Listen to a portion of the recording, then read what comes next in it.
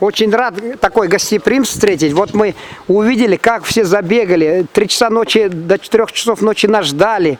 Так встретили тепло. Просто я говорю, вот у нас не все умеют так гостей встречать. Это азербайджанцы, действительно, я был на Наврузах, да, они всегда прекрасно их проводят. И всегда такая теплая атмосфера.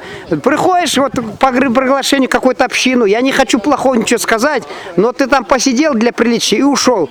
Голова говорит, сиди, сердце говорит, пошли домой. А здесь голова говорит, слушай, имей совесть, хватит наглеть, иди домой. А сердце говорит, слушай, мне так музыка понравилась, не пойду я никуда. Вот у вас община азербайджанская, замечательные люди там, и всегда чувствуешь, вот стыдно сидеть долго, пришел без подарка, без ничего, но сидишь, потому что музыка не отпускает. Вот я просто хочу сказать, я рад, что, я обычно говорю, что живут в республике люди получше, а там за пределами, потому что там милиции, поборы, взятки, люди вынуждены хитрить, изворачиваться, выкручиваться, там похитрее люди бывают, похуже бывает. Но когда встречаешь хороших там людей, думаешь, надо же, какие люди на родине хорошие встречают. Действительно, я в 97 году проехал первый раз, и у меня после этого Турция на меня не произвела впечатление. Мы с вами действительно, как азербайджанец один говорил в Стамбуле, студент, мы, говорит, по менталитету с вами похожи, у нас языки разные, но похожи по менталитету.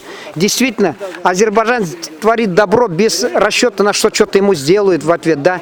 Азербайджанцы всегда нам рады, вот мы проезжали, сколько у нас угощали, вот проходим, говорят, садись, чая еще нету, говорят, оставайтесь чай пить. Вот это вот действительно, мы очень рады вам. Аллах Тагаля пусть по вашим добру вас вознаградит, потому что все-таки добро, оно должно вознаграждаться. Зло я не буду говорить, я не хочу этот добрый, хороший интервью портить, а зле говорить, оно ни к чему, ни к месту.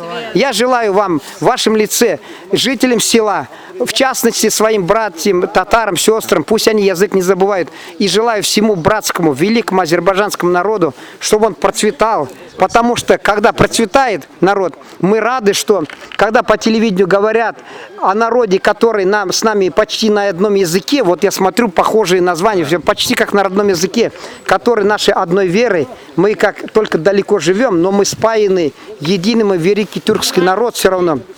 Я очень радуюсь, и мы должны жить в дружбе, единстве, друг другу помогать, чтобы языки наши сохранить. Вы какой-то скажете, может, что-то насчет этого?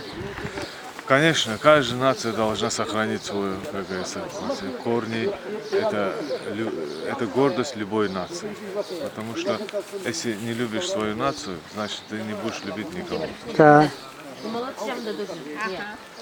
За это я желаю, чтобы вам тоже весь, как говорится, все руководители туркоязычного государства помогали в этом Вот, деле. иншаллах, да, вот хотим этого. Мы знаем, что наш президент всегда помогал любому. Мы ждем от него помощи, надеемся, что он нас не забудет, да. В 2017 году у нас будут проводиться первые игры туркоязычных в Азербайджане. Да, иншаллах, да. Вот тогда вот по всему миру все туркоязычные, все государства будут участвовать в играх.